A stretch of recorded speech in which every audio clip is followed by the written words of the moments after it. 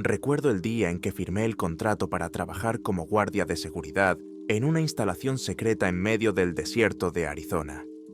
No me dijeron casi nada concreto, solo que me encargaría de la seguridad de una zona altamente clasificada y que tendría que patrullar el perímetro por la noche. El sueldo prometía ser bueno, y a primera vista todo parecía bastante sencillo, pero ni siquiera imaginaba lo que tendría que proteger y las pesadillas que empezarían a perseguirle en aquel calor insoportable bajo un sol abrasador. Cuando llegué por primera vez a las puertas del complejo, me recibieron los rostros sombríos de otros guardias. Se mantenían apartados, miraban de reojo, como si no tuvieran muchas ganas de hablar. Pensé que era por el secreto, pero sus miradas me incomodaban. Nadie bromeó, nadie extendió la mano para presentarse. En el aire flotaba un miedo sordo, y lo sentí en la piel, aunque no podía entender a qué era exactamente a lo que temer. A su alrededor, un desierto infinito. Ni siquiera se veía ningún animal grande, solo lagartijas y escorpiones. De vez en cuando, una bola de arena se desplazaba por el horizonte. Me llevaron ante el jefe de seguridad, que se llamaba David. Era un hombre robusto, de mediana edad y con ojos cansados. Ni siquiera intentó parecer cordial. Me entregó un pequeño pase electrónico y me dijo que no metiera las narices en los edificios científicos.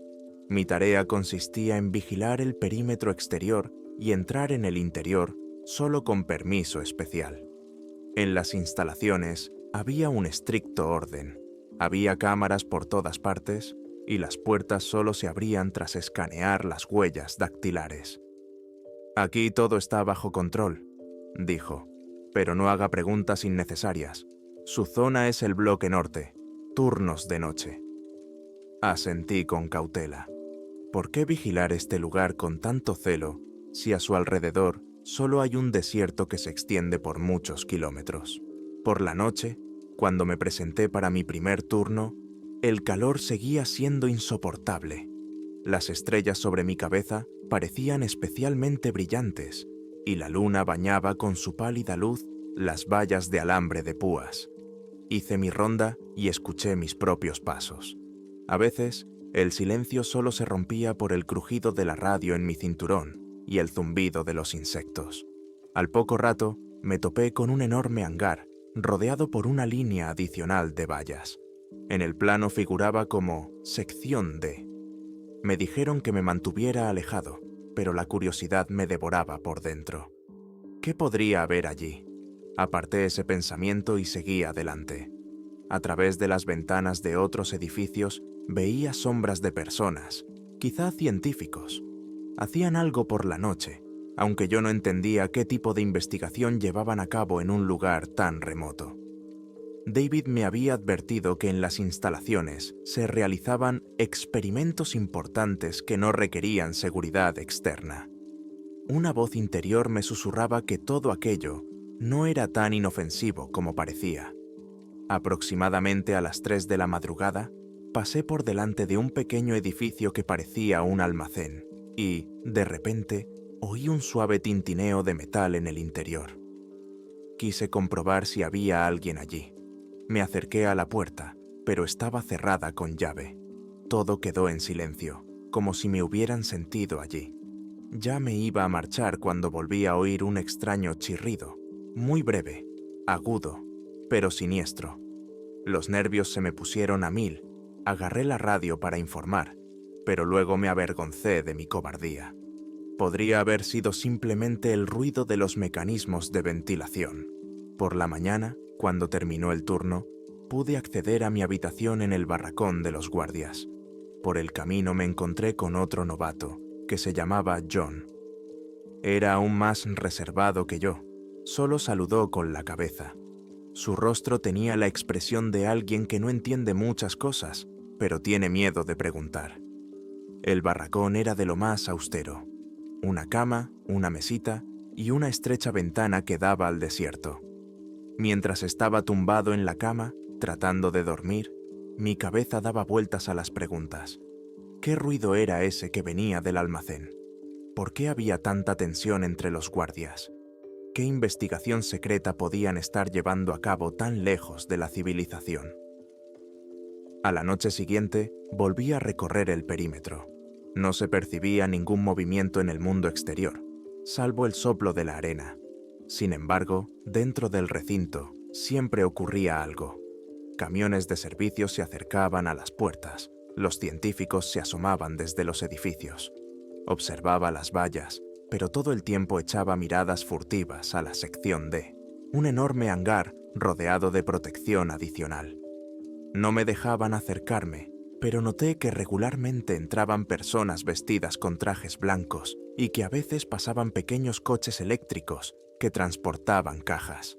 Cuando me acercaba, el guardia dentro del hangar me miraba con el ceño fruncido.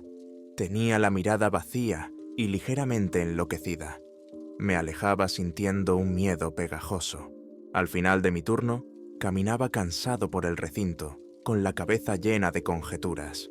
De repente, la radio chirrió de forma desagradable y una voz masculina me ordenó que fuera inmediatamente al sector B3. Al parecer, habían visto movimiento junto a la valla. Recuperé el sentido y corrí hacia allí. Pero, al llegar, no vi a nadie. Solo había vacío, arena y alambre de púas, todo en silencio. Recorrí la valla con la linterna, sin resultado. Luego intenté volver a comunicarme, pero la radio seguía en silencio. Solo media hora después, el despachador me preguntó por qué no respondía. Le expliqué la situación, pero él afirmó con seguridad que no me había dado ninguna orden.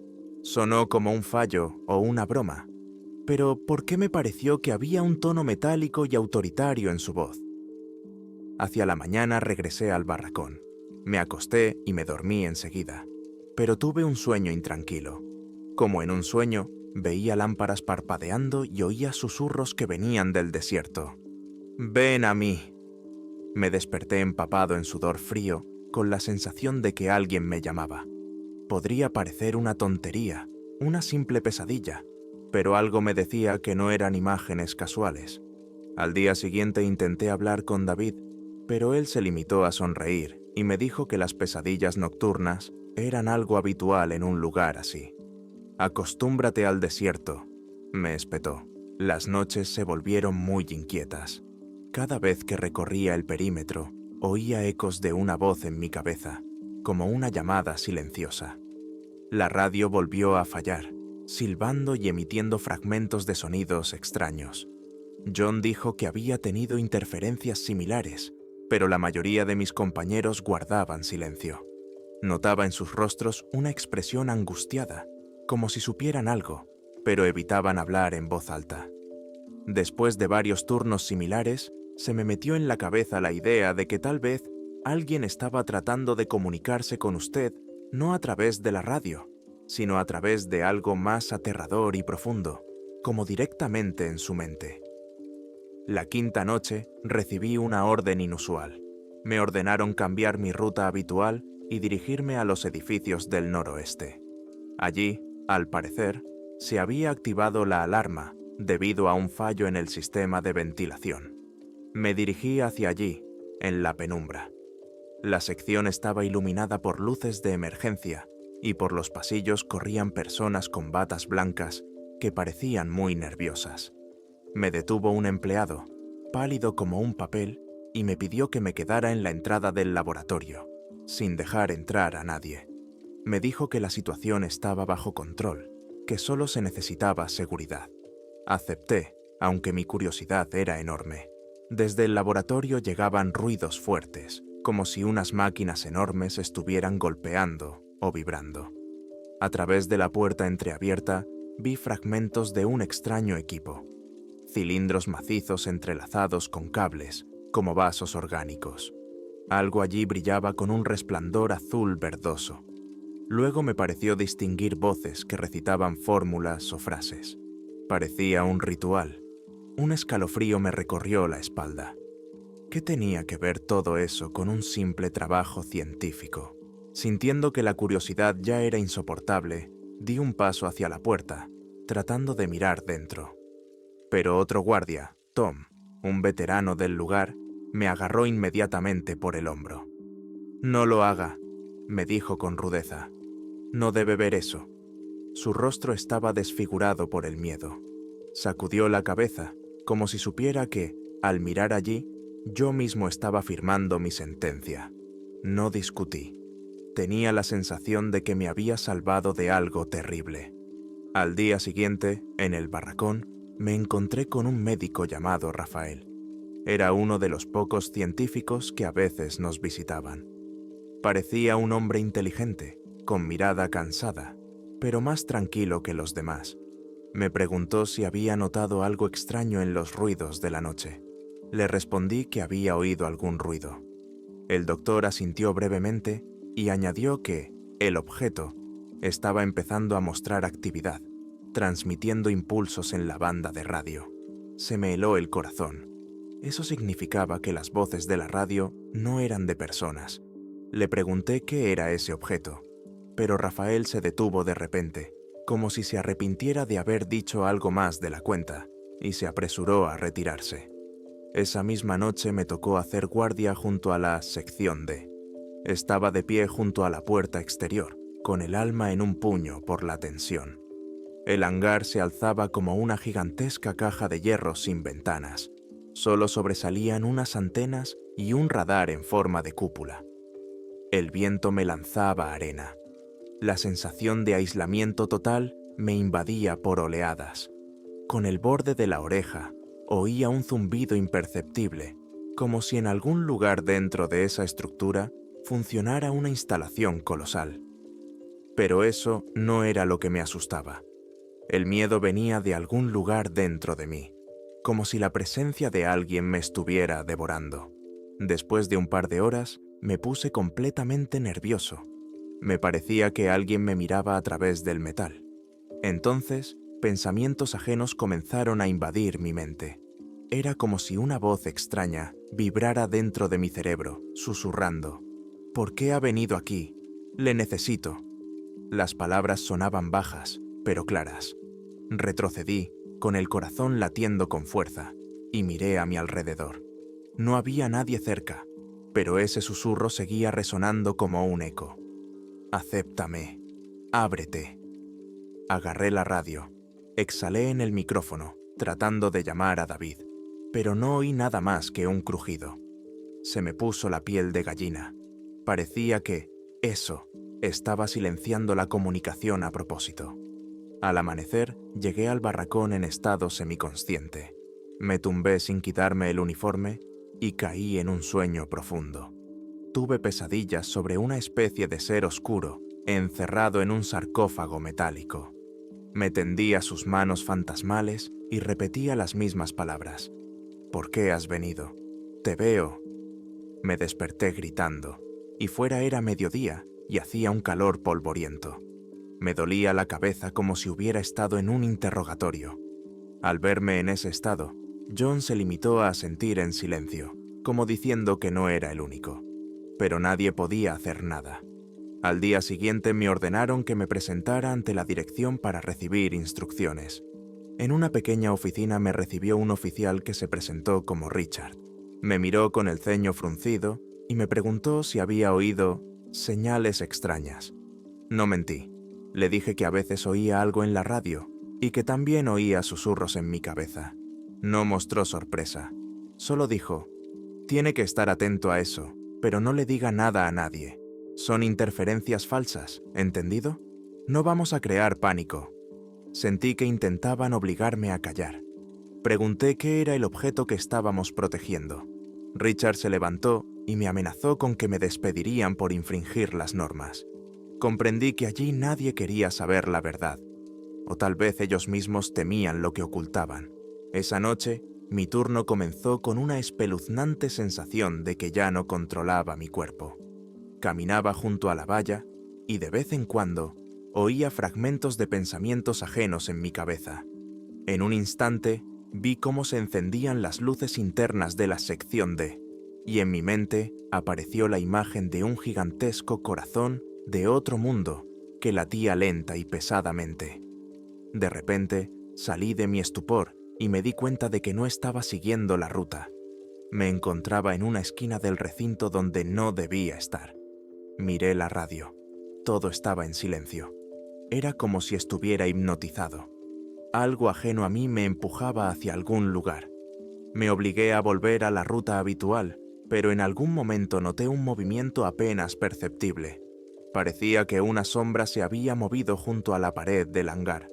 Decidí comprobarlo, por si acaso alguien había entrado. Al acercarme, vi a una mujer joven con una bata blanca de laboratorio. Estaba pegada a la pared y miraba hacia la puerta que daba al hangar. La llamé y se volvió asustada. Tenía los ojos llenos de desesperación. «Me llama», susurró. «Siento su llamada. Dice que está listo». No entendí nada, pero vi que tenía una tarjeta de acceso en las manos. Probablemente quería entrar en la sección D. Intenté detenerla, pero se soltó con una fuerza inesperada y acercó la tarjeta al sensor. La puerta chirrió. Quise agarrarla del brazo, pero un dolor agudo me atravesó las sienes y caí de rodillas. En ese momento, la puerta se abrió y una ráfaga de aire frío salió del hangar, aunque fuera hacía un calor infernal. La mujer desapareció en el interior y yo, agarrándome la cabeza, luché contra una fuerza desconocida que parecía paralizar mis pensamientos. En mis oídos resonaba el latido de la sangre, seguido de una voz desconocida. «Déjala, estoy esperando». Cuando el dolor remitió, la puerta ya se había cerrado y yo me quedé fuera, sintiendo cómo la adrenalina me golpeaba la cabeza. ¿Qué hacer? ¿Informar? Pero no me creerían. O incluso me castigarían por haber permitido la entrada. Armándome de valor, intenté pedir ayuda por la radio. De repente, me respondió un susurro. «No se necesita aquí. Vete». Era algo nuevo, como si el hangar mismo me estuviera hablando. Me quedé petrificado. Luego, la radio volvió a funcionar y el operador quiso saber dónde había estado. No pude explicarle nada con claridad. Solo le dije que alguien había entrado en la sección D. El operador respondió brevemente que lo comprobarían, pero que no hiciera nada sin órdenes directas. Comprendí que todo lo que ocurría dentro estaba fuera de mi control, y que quizá a los que dirigían el centro no les extrañaría demasiado que un científico hubiera entrado allí. Por la mañana estaba muy nervioso. Parecía que el cansancio me iba a hacer estallar el cerebro. Quería preguntar por aquella mujer, pero nadie sabía de quién hablaba. Era como si se hubiera evaporado o nunca hubiera existido. Los jefes se limitaban a dar respuestas vagas, diciendo que tenían muchos investigadores y que no podían responder por todos. Comprendí que la verdad estaba cubierta por una capa de mentiras y miedo, y que si seguía indagando, desaparecería como ella. A la noche siguiente, algo cambió en el ambiente. En cuanto empecé la ronda, el aire se impregnó de tensión. El cielo se cubrió de nubes bajas, algo raro en el desierto, y no se veía ni una estrella. Sentía un temblor en el suelo a cada paso, como si hubiera una máquina gigante trabajando bajo tierra. La radio se encendía y se apagaba, emitiendo fragmentos de palabras ajenas. Parecía que alguien gritaba, pero había demasiadas interferencias. Caminaba por el sector este, y de repente me di cuenta de que una fuerza invisible me seguía.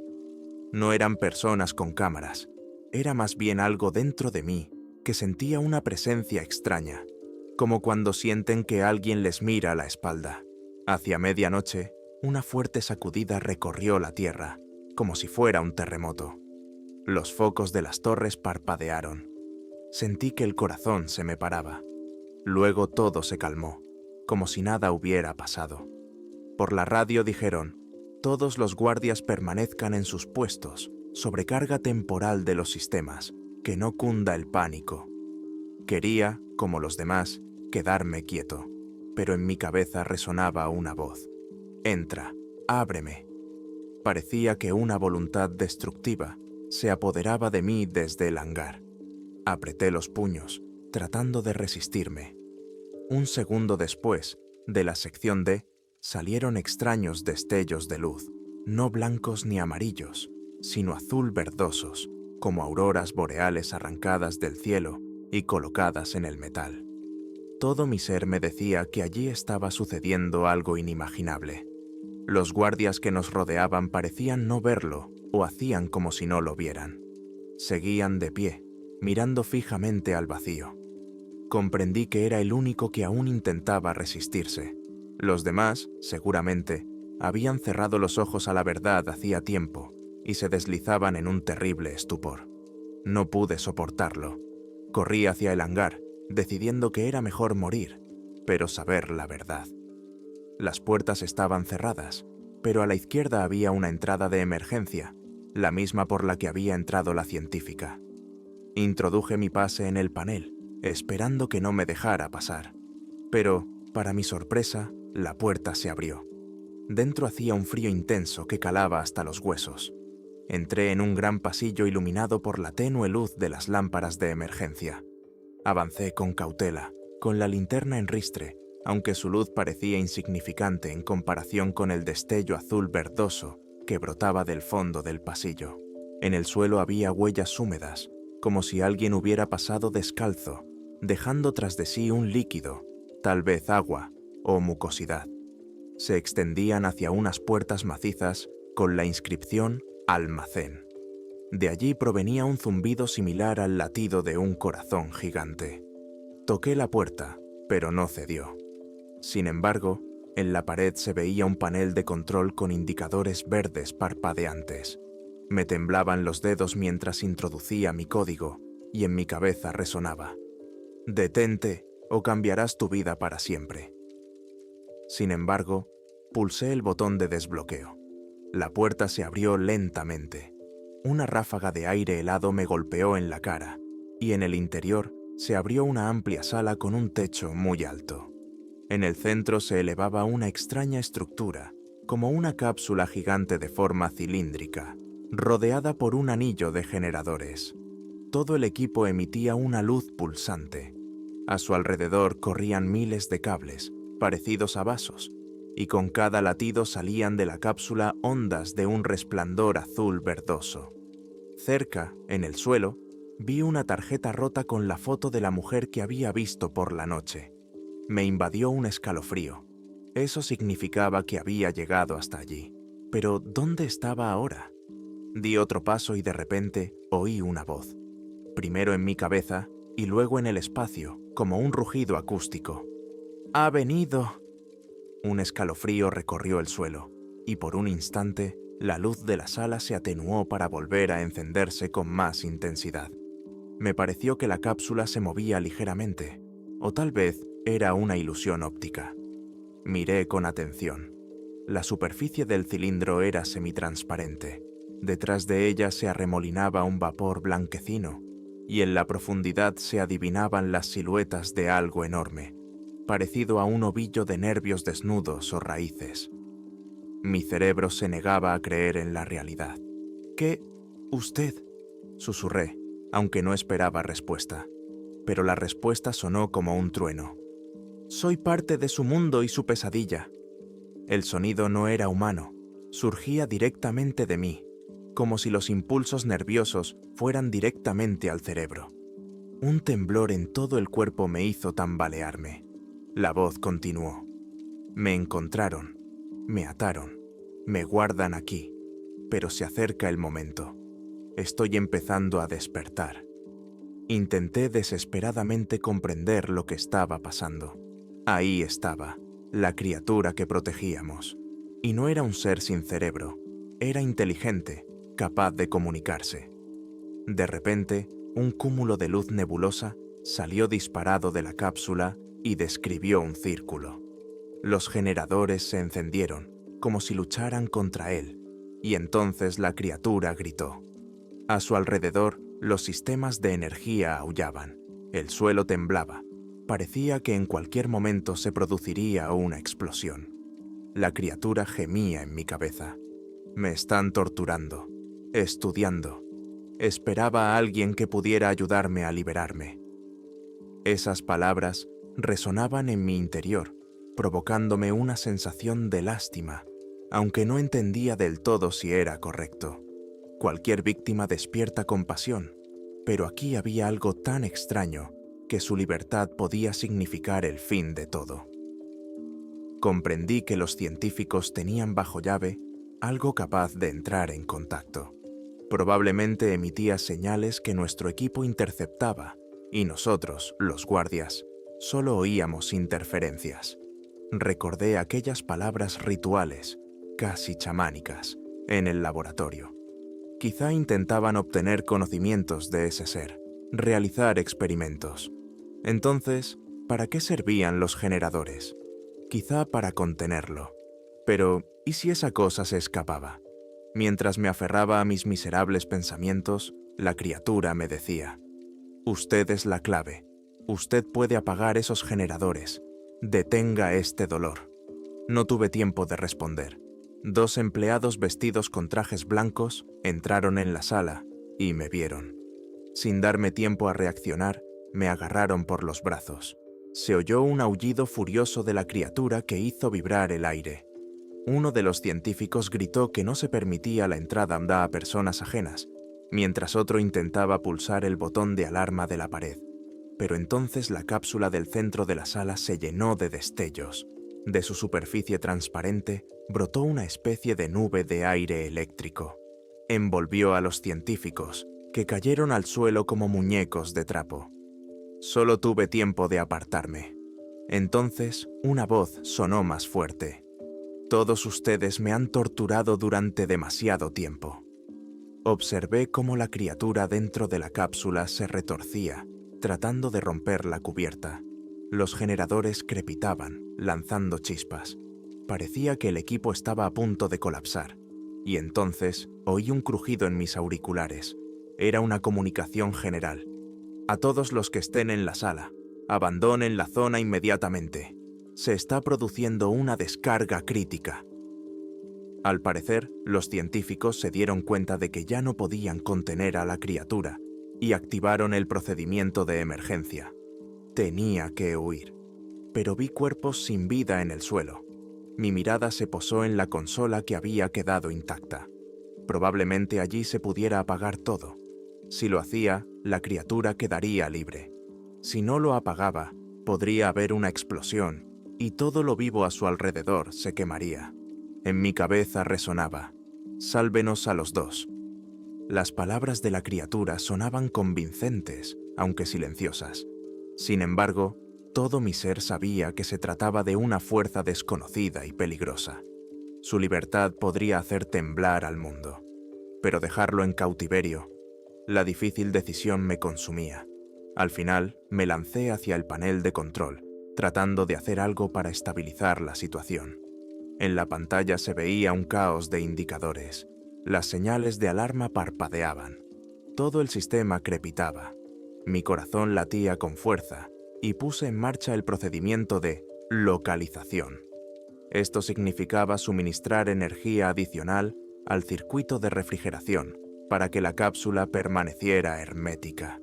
No quería dejar escapar al monstruo. La criatura gritó tan fuerte que me retumbó en las sienes. Era un grito de desesperación y rabia. Sentía cómo intentaba penetrar en mi mente, rompiendo las barreras psicológicas. Ante mis ojos aparecieron imágenes, los experimentos que le habían hecho, personas con máscaras, agujas, cámaras criogénicas. Todo ello me llenó de horror y repugnancia, pero seguí manteniendo el proceso de localización. Entonces, un arco eléctrico iluminó la sala. Se percibió un olor a ozono. Una descarga recorrió los cables y todo el equipo explotó en una cascada de chispas. El suelo tembló y las vigas del techo crujieron. Apretándome contra el suelo, comprendí que el edificio estaba a punto de derrumbarse. Con gran esfuerzo, me levanté y corrí hacia la salida. De camino, miré hacia atrás, hacia la cápsula. Su carcasa estaba cubierta de grietas y salía un humo espeso del interior. La voz del ser ya sonaba débil, pero aún se oía. «No sabes lo que has hecho. Encontraré la manera de escapar». Después de eso, todo desapareció en un estruendo. Salí corriendo de la sala, seguido por una explosión. La onda expansiva me derribó y me lanzó contra la pared del pasillo. Perdí el conocimiento durante unos segundos. Cuando volví en mí, me di cuenta de que estaba entre los escombros. Parte del techo se había derrumbado y el paso a la cápsula estaba bloqueado. Olía a quemado y había chispas por todas partes. Oí el ulular de las sirenas y luego alguien me sacó al exterior. Creo que era Tom y un par de guardias más. Se apresuraban, como si todo pudiera estallar en cualquier momento. Al levantar la vista, vi que parte del hangar de la sección D estaba en llamas y que salía humo por los agujeros. En la calle reinaba el caos. La gente corría, algunos gritaban. Me sentí mareado por el olor y por darme cuenta de que casi había abierto la jaula de ese monstruo, o, por el contrario, no lo había matado. Ni siquiera sé qué es más aterrador. Me llevaron al centro médico. Por todas partes brillaban las luces intermitentes de los coches, aunque oficialmente estábamos lejos de todo mundo civilizado. Los médicos corrían de un lado a otro, recogiendo a los heridos. En la sala de urgencias, sofocante, olía a antiséptico. Me di cuenta de que algunos científicos iban de un lado a otro, cuchicheando. Cuando aparecieron los militares, al parecer algunos jefes, se callaron y bajaron la mirada. Comprendí que todo iba a acabar en un intento de encubrir el incidente. Probablemente despedirían o obligarían a guardar silencio a los empleados que no tuvieran acceso. Al día siguiente me llamaron para que fuera ya a ver a Richard. Estaba sentado a una mesa sobre la que había una pila de papeles.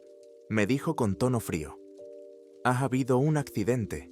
La versión oficial es que se produjo una sobrecarga de los reactores durante unas pruebas.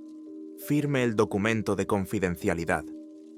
Me indigné y quise contarle lo que había visto, pero él me espetó. «No se atrevan a repetir esa tontería. De lo contrario, irá a la cárcel. ¿Está claro?». Añadió que el objeto estaba parcialmente destruido y que las investigaciones se habían suspendido. De todos modos, nadie me creería, y la dirección se encargaría rápidamente de encerrar a quien supiera demasiado.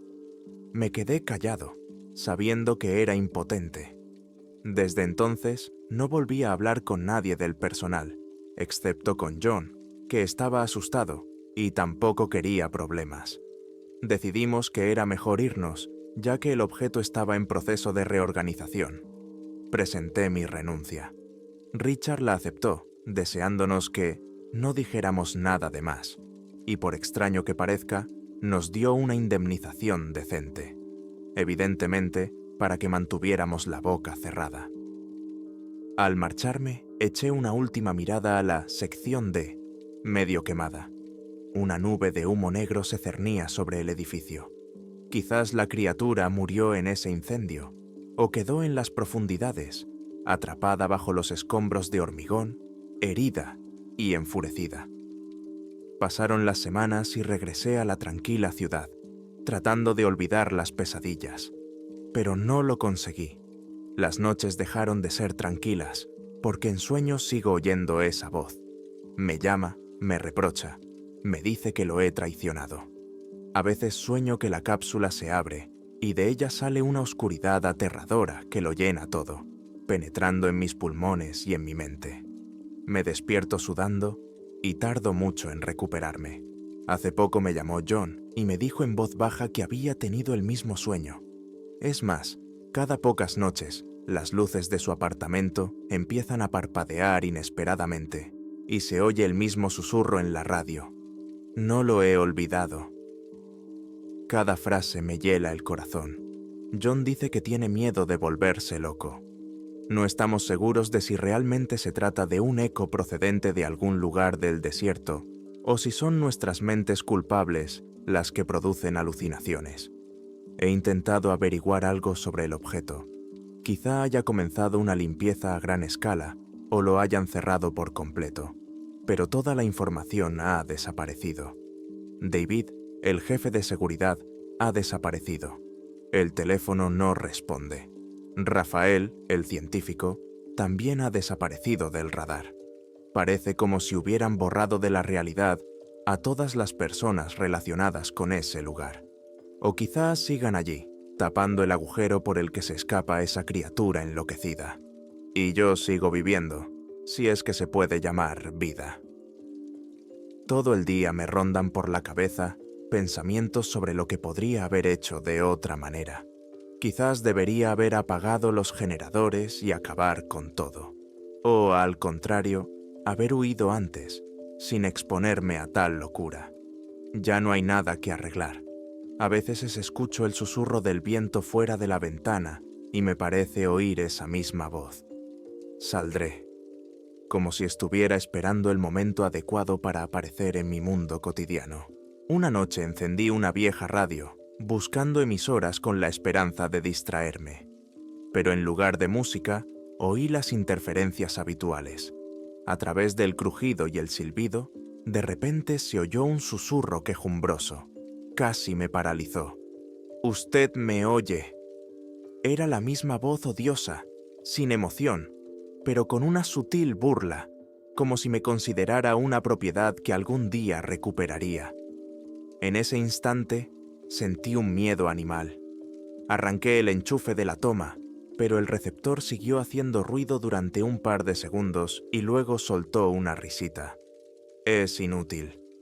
Después de eso, el sueño desapareció por completo. Por las noches deambulo por el apartamento, incapaz de librarme de la sensación de que, en algún lugar a mi espalda, se abre una puerta que conduce directamente a ese maldito hangar. Me parecen ver destellos de luz azul verdosa en las paredes.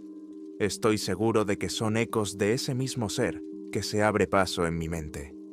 Quizás su cuerpo físico esté destruido o sellado, pero alguna parte de su conciencia ha sobrevivido y ahora busca la manera de hacerse más fuerte. La pregunta es, ¿por qué me ha elegido a mí? ¿Acaso soy el más vulnerable para él?